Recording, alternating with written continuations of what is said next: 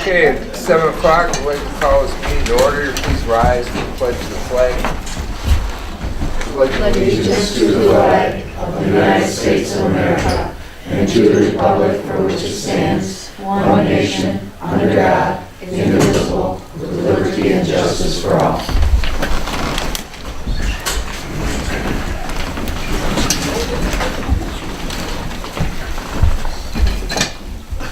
Okay, approval of the agenda. Yeah, I'd like to make a motion to put Jeff White as D under correspondence. D? Yeah, D. Okay. Richmond Lennox EMS. Does anyone else have anything they'd like to add or alter on the agenda? Any motion? Okay, I make a motion to add the Richmond Lennox EMS as D under correspondence. I'll support that. Well, we're approving the agenda Right. with the addition or amendment. Yep. With the addition. Okay. And Patty, you're seconding it? Yeah. Okay, moved and supported to approve the agenda as amended. Any discussion? Hearing none, call for a vote. All those in favor? Aye. Opposed? Abstaining? Motion carries. Next item is approval of the minutes for the regular meeting of January the 9th. I make a motion that the minutes be approved as presented. I'll support that. Moved and supported to approve the minutes as presented for the January 9th meeting. Is there any discussion? Hearing none, call for a vote. All those in favor? Aye. Opposed? Abstaining? Motion carries. The next item on the agenda is the financial report. We began the month with $113,569.68. We took in receipts of $186,076.80, and we made disbursements in the amount of $28,675.38, leaving us with an ending balance in the general fund of $270,971.10. I'd like to make a motion to accept the financial report as submitted. Support. Moved and supported to accept the financial report as submitted. Is there any discussion? Hearing none, call for a vote. All those in favor? Aye. Opposed? Abstaining? Motion carries. Moving on, correspondence. Item A, Road Commission meeting. Our yearly meeting with the Road Commission is confirmed for being February 26th at 3:30 at Road Commission Central Service Center on Airport Drive. So, those who want to attend, I'll be there. that's the day. It'll be interesting to hear what they say in light of the announcement from the White House that they're gonna shove these projects, make them more under responsibility of the states. Oh, well. 80% more. And you know what Lansing's gonna do. Okay, moving on. Item B, the yearly St. Clair County MTA meeting. I think we sent you all these ahead of time, so if you're interested, you could register. Yep. Did you register? Well, since you already registered and I have plenty of time, I'll make out a check for everybody. Yeah. Okay. Let me double check that. I believe I sent them a check. Yeah. Did you send them a check? Yeah. Let me look. All right, if you did send them a check, then I'll just reimburse you Yeah. and bring the check for us. Okay. I've been renting, doing a house for my life. Okay, that's fine. All right. Okay, the meeting is February the 28th.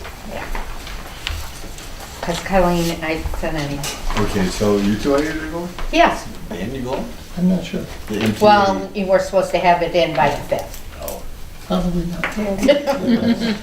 Oh, you got all these big. I did that. Oh, you made can my- still Slide another That's chair not in. All going. right. I forgot one time. They didn't turn me George away at the door. And maybe Dan, they said, Dan said it. Okay. If the- There's always crumbs left over. Okay, moving on. Chamber of Commerce breakfast. Richmond Area Chamber of Commerce puts on a breakfast every year for elected officials from the city and all the neighboring townships. This just to give you advance warning. It's April the 20th, so you got lots of time. There's a cost involved. Now last year, They waived it for all elected officials, but I haven't heard yes or no on that this year. Okay, what's the warning though? You But got- it's You coming. got 2 months. You got 2 months to think about it. Oh, So it's pretty good. it is. Um, You Not say gonna- warning, that denotes something No, ominous. no, not to me. There's elected officials here. That's Yeah. ominous. Well, It's it's an 7:30 election in the year, morning. okay? Especially Macomb County officials. So if the cameras are there, I can tell you who will be there. Oh, yeah. Mark So- had So a- can we. It's interesting and the food is good. Is it? It is. I've gone a couple of times. Okay, moving on, item D. Mr. Jeff White from the Richmond Lennox EMS is in attendance, and I just know he's dying to give us some good information. Well, just a couple of quick updates. I try to get out to all the communities the EMS serves a couple of times a year. A lot of you meet on the same night, so I kind of gotten where I split it up and can't get here all the time. But I'd like to give you an update. About a month ago now, I sent kind of some end of the year data to Casco Township, and just for the purpose of the folks that are here this evening, as well as the board members, I was just going to take a moment to go over that. The EMS responded to 227 emergencies in the township in 2017. 72 of those were classified as non-emergencies. That was 21%, not 31%. I either fat-fingered or did some bad math there. But there were 72 of them that we classified as non-emergency kind of response. That doesn't mean that people didn't need to go to the hospital by ambulance particularly. That may mean it's somebody who has a more chronic condition, who may be bedridden or otherwise, need ambulance transportation, but doesn't need us to show up with lights and siren blaring and all of those kind of things. So that left 155 of the responses that were actually classified as emergencies. Total number of patients that were actually transported to the hospital. This is always an interesting number for people, because I think they think we drive really fast to get to you and then drive really fast to the hospital all the time. Out of 227 runs in your community, only 25 patients were taken to the hospital with lights and siren on. So that means the other patients were stabilized enough on the scene that the lights and siren transportation to the hospital wasn't required. And that has a lot to do with the level of care being provided in the ambulances. Really, our paramedics are able to provide a lot of treatment in the field. They can sometimes stabilize a person to the point that we can drive, the same as all of the traffic getting to the hospital. That decreases hazard there. Absolutely, yes. We know that every time we activate those lights and siren, and that's why we try not to, even in response to the scenes when we don't have to. We create the possibility of more accidents, not only for our people and the people around us, but just collateral damage, if you will. Sometimes we'll go through an intersection with a light and siren on, and we'll see back in the intersection 4 cars back, somebody will rear end somebody because they're not paying attention or whatever at that point. So we really do try to minimize that as much as we possibly can.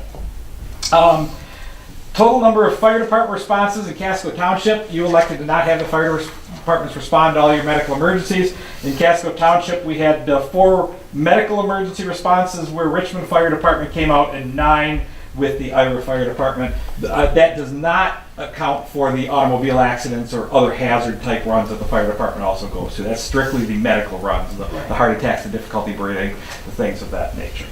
So about 6% of all runs. I'm sorry, whenever sometimes on your non-emergency, do you guys ever call the fire department for extra help in case of they're upstairs? There might be a situation where a person is very large that we might need help with. Those are probably the situation we use it. Not so much being upstairs. We have some equipment that move people pretty easily from their second floor to their first floor. Having said that, we do have some people in all the communities that we serve that suffer, especially in today's day and age. I think we probably see this more than we ever have before, is people that are what we describe as morbidly obese. They're very large folks. And, if you get somebody that gets much over that 300-poundish level, in all honesty, you get to a point where it's pretty hard for 2 people to handle. So we will call the fire department. Okay.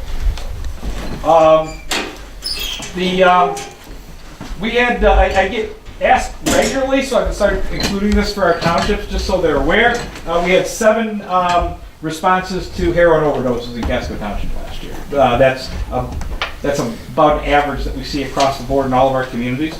based on the size of the community. But we see about a 3 or 4% average of all of our runs in all of our communities being related to the opioid crisis that you hear so much about. The EMS responds about 1 to 2 times a week within its total catchment area, if you will, total response area to persons that are not breathing from here. So it is still a terrible scourge on our community and our society, but I don't think Casco is different than any other community. I think you're right about the same as what you would see, your neighbors. Yeah.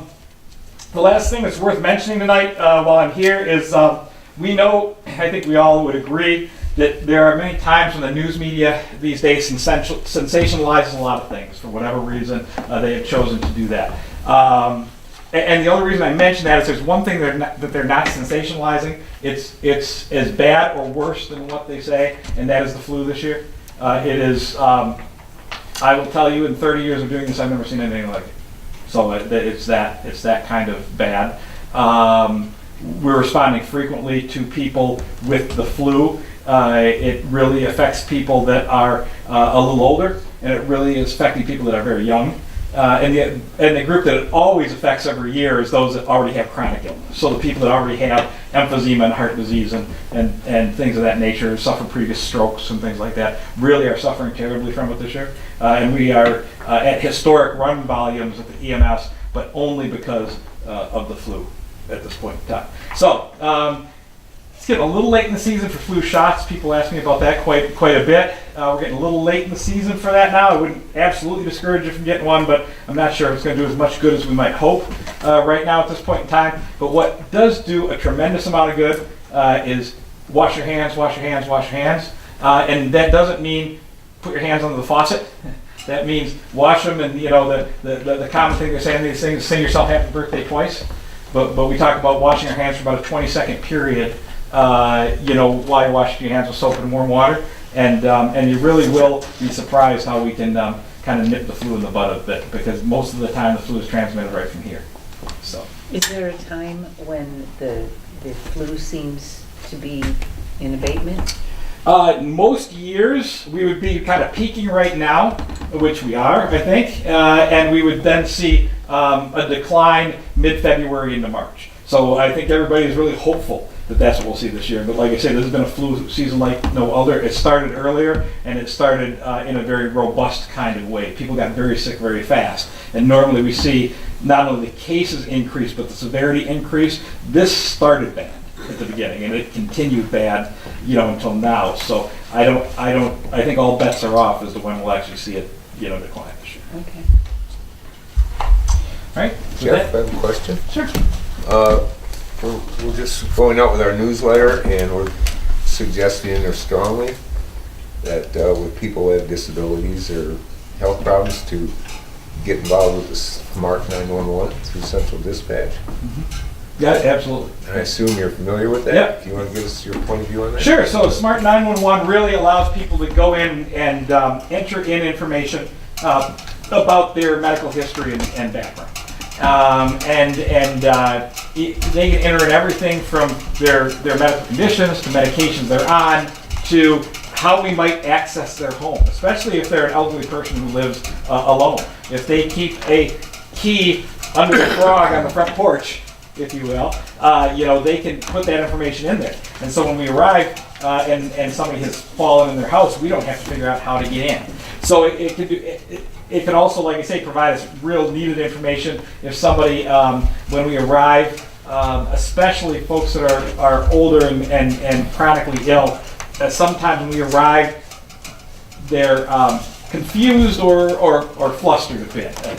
Geez, if an ambulance shows up at my house, I'd be flustered a bit. And so they really don't have to be able to then tell us all their medications they're on, who their doctor is, and what hospital they'd like to go to, and what medications they're on, so we don't give them something that might not play well with the medication that they're on, if you will. And so we can get all that information literally on the way to the scene, as opposed to having to kind of recreate it when we get to the house. It just gets you faster care and get you to the hospital all that much faster. If we don't have that information, for any of you that experience an ambulance ride, when our guys come in, they sound like detectives because they have a lot of information they need to gather from you in a fairly short period of time, and they need to gather it just to make sure.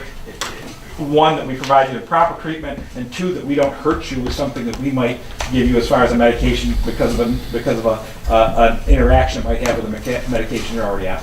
So vitally important. We certainly hope that people will take advantage of the St. Clair County Central Dispatch's initiative to do that. One other thing, and it's not even medical, a lot of people just have cell phones. Yes. You can tell them where your location is, so when you call on a cell phone for an ambulance, they know where you are. That's correct. Okay. The other thing I wanted to touch on with that, and you brought up a supervisor, is us knowing where you are. And I've said this before when I've been here, so some of you have heard this spiel before, if you will. One of the best things you can do for your local police, your local fire, your local EMS is to make certain that we can see your house numbers from the road. And that means, generally speaking, putting them by the road. I've seen some very pretty house numbers on homes out in this area, but we generally build our houses out here about 180 feet on average from the road. At dusk, a 3-inch house number carved into your brick really is not something we can see from out at the road. Having a reflective address post, big numbers on your mailbox, 3 to 4 inches that are reflective so they can be easily seen at night, it really will speed up our response tremendously, to your home. So it's just something that, while we have a group here tonight, it's worth mentioning and reminding the public to have that there for us. And you can get those addresses from either EMS does them. I think EMS. the fire departments do them. Most of the fire Iowa departments Fire do does them. them. If you just call any of your local emergency service organizations, most of us make them up. We actually buy them in a kit, and so I think everybody charges about the same amount. I think they're about $20 for us to make them up for you. And the other thing that I know, and the fire departments as well will do this for you, if you know somebody that's a senior, whatever, that really just can't get out there to put it up themselves, we'll get it put up for you. I mean, we feel that strongly about it, so we'll get somebody there and we'll get it up, on the post, or put in a post for you if you need it to get it on your home. Okay, any other questions for Jeff? Thank you. Well, thank you for coming. No, thank you, Jeff. Appreciate the good work. Okay, moving on. Old business, item A, resolution 2018-06. It's the National Incident Management System resolution. Mr. Friedland was here last month and he went over all 3 of these. And the board said we should bring them back this month for consideration, and here we are. This one in particular, we did approve. I don't know, I didn't pull the chart, but it's like 8 years ago or something, we did approve it. But they recommended that we reapprove it again. So if you have any questions, or you want to make a motion, or do you want to? I will make a motion to re-adopt Resolution 2018.06 to adopt the National Incident Management Systems. I'll support that. Moved and supported to adopt resolution 2018-06, the NIMS system. Any discussion? A roll call vote, please. Colleen, Yes. Bill, Aye. Pat, yes. Joe, Yes. and Dan. Yes. Okay, moving on. Resolution 2018-07. Resolution to adopt an emergency support plan. I think Mr. Friedland explained pretty well what that was. And it's not necessarily like a fire department. It could be just office services in case a neighboring anything, or tornado takes down their offices. You could offer them use of your computer or whatever. And so that's what this is about. Okay, I'd like to make a motion to adopt Casco Township Resolution 2018-07, adoption to adopt emergency support plan. Support. Moved and supported. To adopt resolution 2018-07. Is there any discussion? Do we have a roll call vote, please? Dan, Yes. Joe, Yes. Pat, yes. Bill, Aye. and Colleen. Yes. Okay, moving on, resolution 2018-08. Basically, this resolution adopts the St. Clair County Hazard Mitigation Plan. Out of the 3, this is the most complex. I brought the plan along with me, if you're interested. It's Huh? It's big, and there's a ton of stuff in there. Homework started to do homework. So, No, they're not. you know, there's a lot of stuff in there. There's several things that are positive about it. I don't believe there's any anything financially that would hurt us. It is gonna require, depending on what they want us to do in regards to this giant book, might be a lot of paperwork involved, get everything signed up. It's beneficial to the county in the area of grants, and maybe in a worst case scenario, it might be beneficial for the community as well. Okay, I'll make a resolution to adopt Casco Township Resolution 2018-08, resolution to adopt the St. Clair County Hazard Mitigation Plan. Support. Moved and supported to adopt resolution 2018-08. That resolution is to adopt the county hazard mitigation plan. Is there any discussion? Yeah, hopefully, by now we never have to use these, but in case we have to. They're in backed place. up. Okay, roll call vote, please. Colleen. Yes. Bill. Aye. Pat, yes. Joe Yes. and Dan. Yes. Okay, item D, Neighborhood Watch. Speaking with Mr. Baumgarten, who is our coordinator for Neighborhood Watch, and he went to a meeting in China Township, and they handed a few of these out, but he likes them, he would like to get some. There is a cost involved. I was in contact with the sergeant up at the sheriff's department, and he said that they had a grant 10 years ago, about 1 million of them, and all just about out. He said he thought and these are all copyrighted, so you can't Copy. Okay. He said he thought he had some material that was just as good and you could copy as much as you want. Unfortunately, he was supposed to get together last Friday in the blizzard, and that didn't happen. He's on vacation. Wayne, Mr. Baumgart's here tonight, and he's planning on having a meeting 2 weeks from tonight. 2 weeks from tonight, yeah. And he would like to have some of these. Now, the cost, if you buy 30 at a time, was it? If you buy 50, you get them for $2 a piece. Right. But they come in 30, so you gotta take 60. That makes a lot of sense. So, you know, it's up to you guys. I mean, it's $120. There's quite a bit of information in there. I thought it was There is. worthwhile. And if the sheriff department comes through with something just as good, well, then we won't have to buy them again. Trouble with these is you have to be a little careful how you hand them out, 'cause if you put them in a pile, at the end of the night, they're all gone, and you're never gonna see them again. And, so that's Mr. Baumgart's problem. $120. 104.80.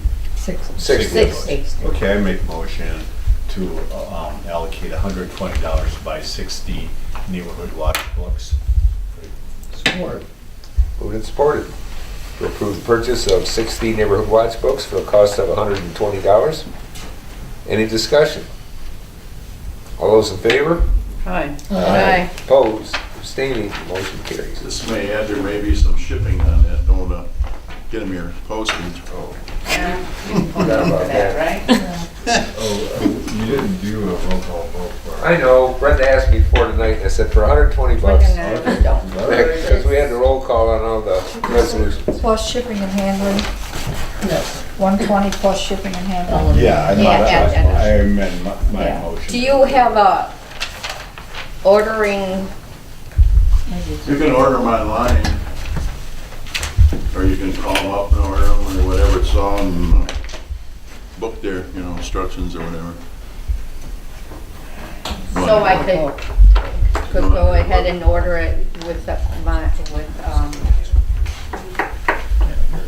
credit card? I'm sure they'll take your credit card. Don't be bashful. The budget adjustments. I don't know if they stuck together for a while. Sure, some things we got shuffled and all stuff. Oh, So we're good? Yeah. Okay. Moving on. New business. Item A, budget adjustments. No. Everyone, we're getting near the end of the fiscal year, so all the line items that we spent, for whatever reason, more than we budgeted, we have to bring those back in line. so when we get our audit in a couple months, that they won't shoot us. There's nothing real exciting here. We had to get a new copier, and we bought a new lawnmower, which accumulated a lot of the over on that on the capital outlay. The other things that went over were the inspectors, because we had more building permits. And the planner, because we had more plans submitted. The more work they do, the more it costs us. Now that it's reflected on the revenue side also, but there's still an expense because we pay them for reviewing the plans.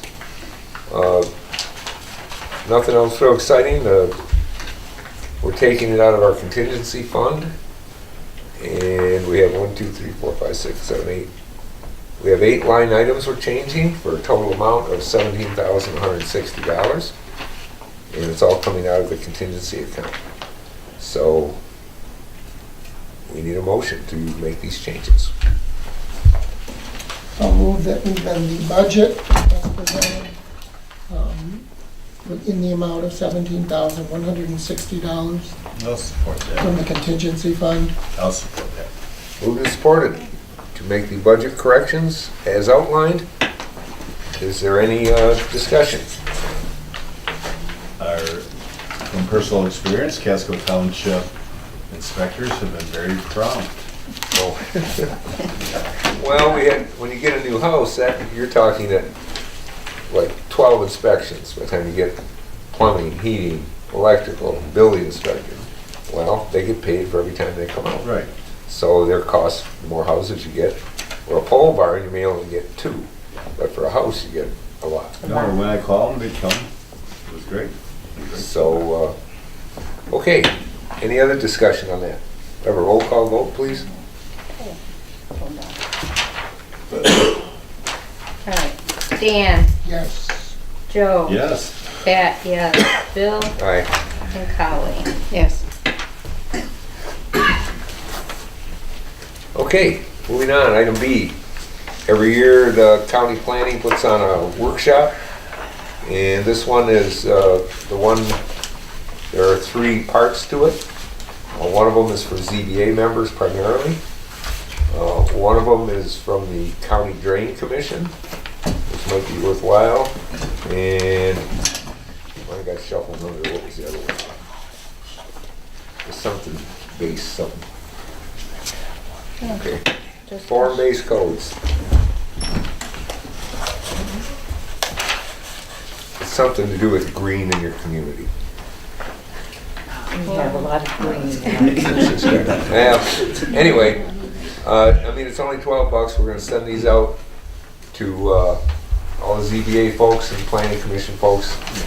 And if you guys would like to go, anyway, we arrived, what was the date we came up March with? 12th. Get a hold of Patty by March 12th, and she'll make the reservations and pay the bill. Even for some of our junior planning commission members, a ZBA basic would be a good course. They're always worthwhile. Yeah, yeah. You get different points of view every year, and it's very interesting. And Joe, he's our planner too. Right, he is. Yep. There is money in our budget for workshops, so if you want a motion, feel free, otherwise it'll be covered under workshops Yeah. in the budget. Whatever your preference is. I'm sorry, I mean, We Well, really don't we have need a- a motion. We don't really need a motion, because we have a workshop line item in our budget for workshops, and it has enough money to cover this. all right, let's use that then. Okay. Sounds like a plan. Moving on, payment of the bills. I make a motion to pay the bills as submitted. Support. Moved and supported to pay the bills. Is there any discussion? Hearing none, we'll have a roll call vote, please. Colleen, Yes. Bill, Aye. Pat, yes. Joe Yes. and Dan. Yes. Motion carries.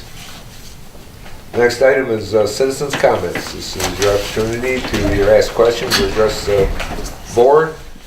We'd like you to give us your name for the record, but if you don't have to. You don't want to. Anybody out there have anything?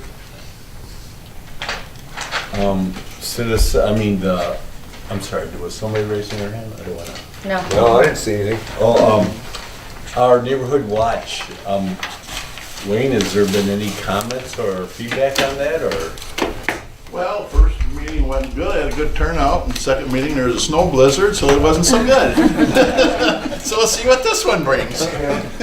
Do we know if there's been any break-ins in the township, or? Well, there's been a few, but ain't been quite as active, but a lot of people are talking on Facebook and the neighborhood website, you know, they're watching now. They're more up to watching what's going on in the neighborhood, you know.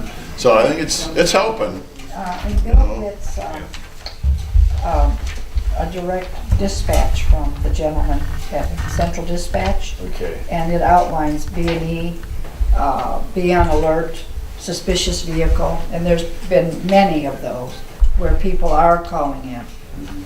And there was a B&E on Gratiot last night, I believe. Right. But they don't give you addresses, they just give you blocks. Was it a business or a resident? Don't They know. don't tell They you. don't tell you that. 10,000 block of Gratiot. So I encourage everybody to come in a couple of weeks.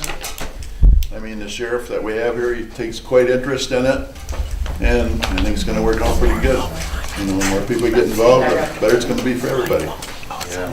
I thought about a month ago I had a break-in that someone took my kitty cat, but she ended up climbing down to the heat systems. Who would have thought? Dan, It didn't cost me nothing for the tech to come pull it out. the magnet, did you bring No, I that? don't have a magnet. It was in your envelope. Yeah. I got it. Let me start out. Oh, it is, it's here. Okay, either this week or the first of next week, your Upside down. lucky tax assessments are going out. Okay, that's the one time of the year where we send something to every property owner. The actual taxes go to mortgage companies and the property owner never sees them. So in there, you're also gonna get our newsletter from this year. And we also have these little magnets with Neighborhood Watch. They have 2 phone numbers. If you're suspicious, you call the 1. If it's emergency, you call the 911. So those will be in your assessment, and by next week you'll be getting them. Taxes went up, taxable value went up 2.1% this year. But this stuff is selling like crazy. I mean, things are selling hot, so that's what happens. So next week you'll get your assessment, so then you'll be mad, but then you read the newsletter and you'll be happy. And we try, unfortunately, to get all the information on one legal-sized paper, we really have to kind of jam it together. Because you can only get so many pages in an envelope per single stamp. So, but, you know, a little more, take a little longer to read, that's all. So, You know, looking over the budget and on revenues, how state revenue share used to be like 3/4 of our revenue. Now I did quick math, it was only like 48%. So the Well, we're getting a little bit of raise this year in state revenue sharing. Not much, but A little. a little. but we lost a lot of people in 2010. That hurt like crazy. Plus, we have a road millage, which we didn't have, so that doubled our taxes. Right. But, I mean, there used to be more state revenue, but they took all, that wasn't guaranteed by the Constitution, took that all away. No, we get the Constitution, we We don't get get the the statutory. Yeah, we get the Constitution, but all the statutory that they added on there in years was took it Yeah, away. the and they still we don't couldn't own make a it. road. If we owned a road, we would get statutory. That's why the cities all get it. Well, let's buy one. Okay, mine's the road, then you can pay it. I just had a quick question because it got brought up Sure. on Facebook. What are the township's offerings for recycling? Well, right now, well, like 10 years ago, they used to have like 8 or 10 places in the township. Right. And the cost became enormous, so they cut them out. Okay. Right now, you can go to Pine Tree Acres. Okay.